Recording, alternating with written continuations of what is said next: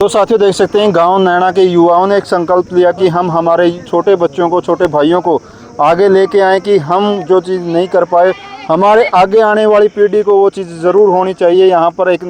Academy के रूप में शुरुआत की गई है कि यहाँ पर सर्कल कबड्डी हो, नेशनल कबड्डी हो, खो खो हो, सभी गेम करवाए जाते हैं। और देख सकते हैं कि सैकड़ों की संख्या में बच्चे यहाँ पर आते हैं और शाम के समय बेहतर खेल व्यवस्था यहाँ पर देखी जा सकती है। जिस तरह कोई 20 किलो बादाम दे जाए, कोई 40 दे जाए, कोई 50 दे जाए, कोई शौक नहीं सरकार का,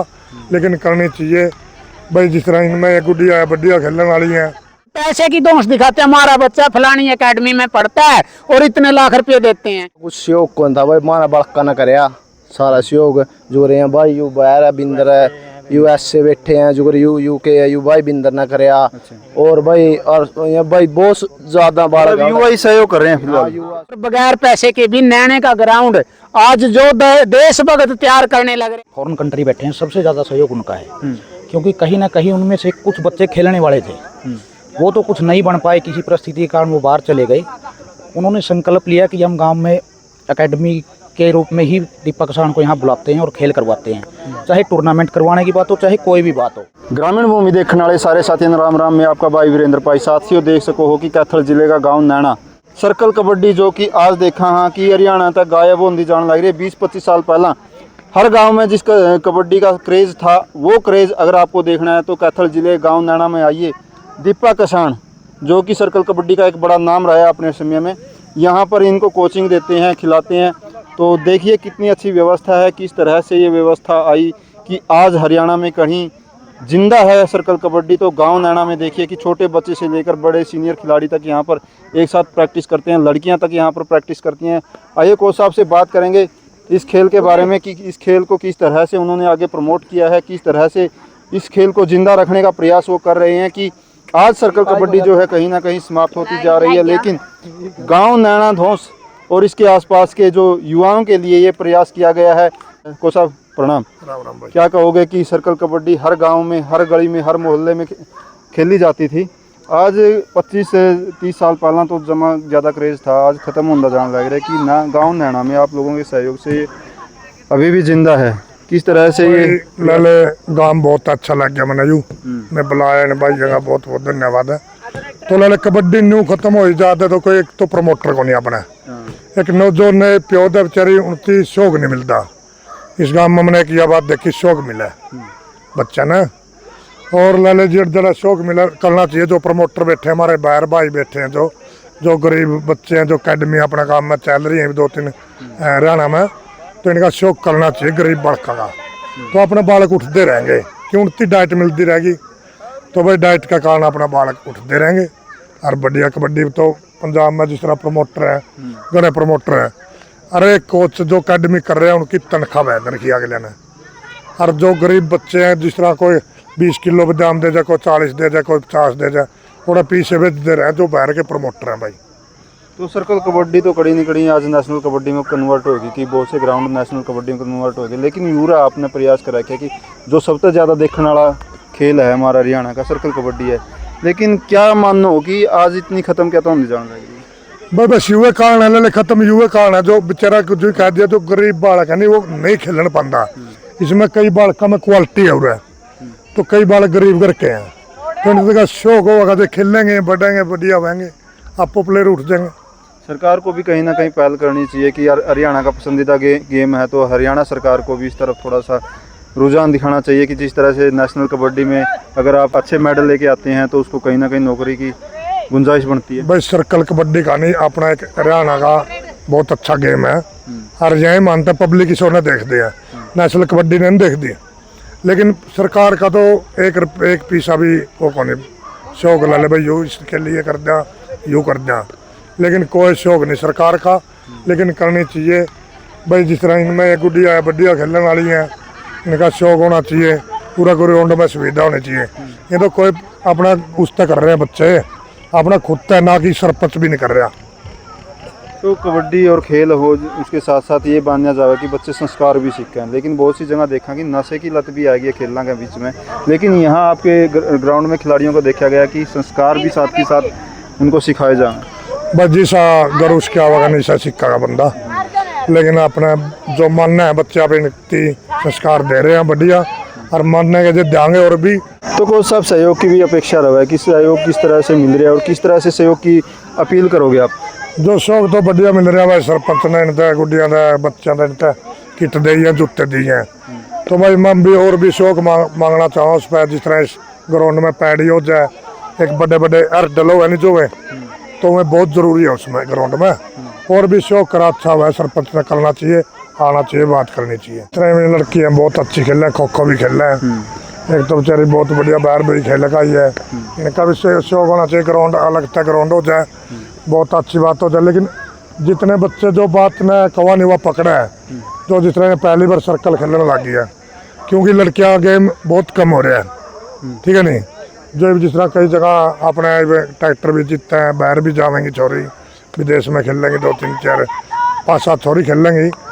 तो इस करके मैं भी नहीं भाई लड़कियां का भी पूरा बढ़िया शौक होना चाहिए। तो कहीं जा कि बालक खेलते को नहीं बालक फोन में बढ़े रहे हैं बालक बिगड़ने लग रहे हैं लेकिन गाँव नाना के लोग अपने गाँव के बच्चों के लिए केवल ना इस गांव के बच्चे बल्कि आसपास के बहुत से गांव के बच्चे यहां पर खेलने के लिए आते हैं ये बात करते हैं इस व्यवस्था के लिए क्या कहना चाहोगे कि अक्सर हम गाँव में शाम के समय देखते हैं कि गाँव के मैदान खाली होते जा रहे हैं यहाँ पर चहल पहल है जो गाँव की एक रौनक होती है कि शाम के समय बच्चे खेले कर दे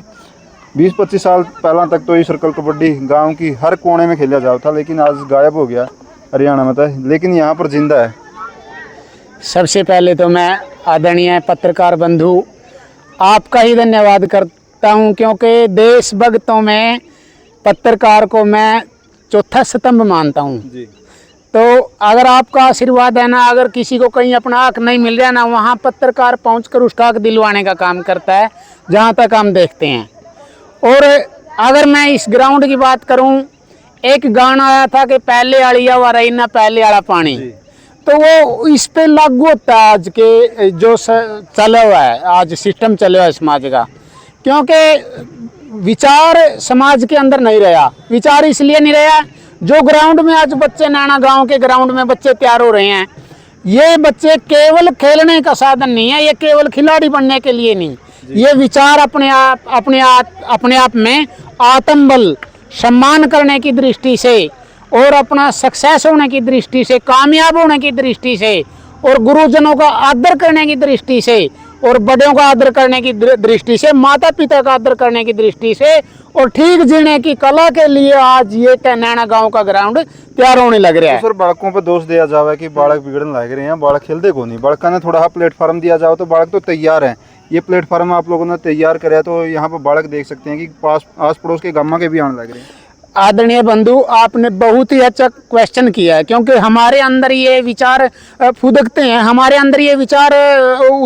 उजागर होते हैं लेकिन पूछने वाले नहीं मिलता कोई। आपने पूछा बहुत अच्छी बात है आज माता पिता बड़े गर्व के साथ कह देते हैं कि मेरा बच्चा तो गुरुकुल में पढ़ता है लेकिन हम मानते हैं कि जो बच्चा माता पिता की शरण में और गुरु की शरण में रह के पढ़ेगा और पलेगा बड़ा होएगा तो उससे बड़ा कोई संस्कार नहीं है। इसलिए जो ये नैना गांव का ग्राउंड है लोग अपने बच्चों को एकेडमी में खोलते हैं छोड़ते हैं क्यों छोड़ते हैं कि उनके पास आज जब अनार 35 रुपये किलो होता है कोई नहीं खाता जब अनार 135 होता है तो सारा देश खाता है। एकेडमी में छोड़ने का यही कारण है कि पैसे की दोष दिखाते हैं हमारा बच्चा फलानी एकेडमी में पढ़ता है और इतने लाख रुपए देते हैं लेकिन